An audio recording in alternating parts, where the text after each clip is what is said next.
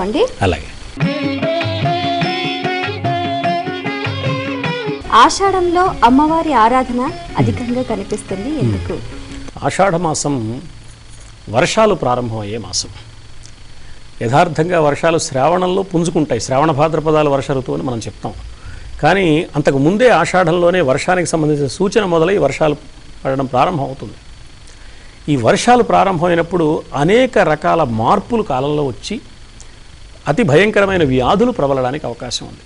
అందుకని అమ్మవారు సర్వవ్యాధి ప్రశమని రోగపర్వత దంభోళి కనుక అమ్మవారిని ఆరాధించి ఈ శారీరకమైన వ్యాధుల నుంచి మనం బయటపడడానికి, వ్యాధులకు దొరకకుండా ఉండడానికి కావలసిన జాగ్రత్త స్వీకరించడం.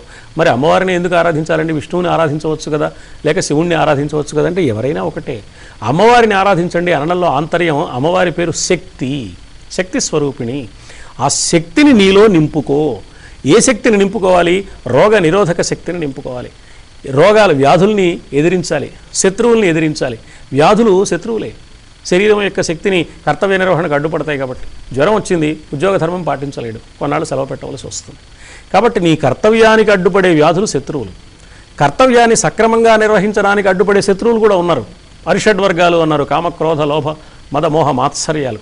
వాటిల్ని వీటిల్ని కూడా శత్రువులుగా భావించి జయించడానికి కావలసిన విధానాన్ని మానవుడు సంపాదించుకోవాలి. ఆ సంపాదించుకోవాలనే ఉద్దేశాన్ని సంకేత రూపంలో మనకు ఈ సన్నివేశాల ద్వారా తెలియజేస్తున్నారు. అందుకని అందుకు గుర్తుగా శక్తిని సంకేతంగా స్వీకరించి ఆ శక్తిని నీవు స్వీకరించు.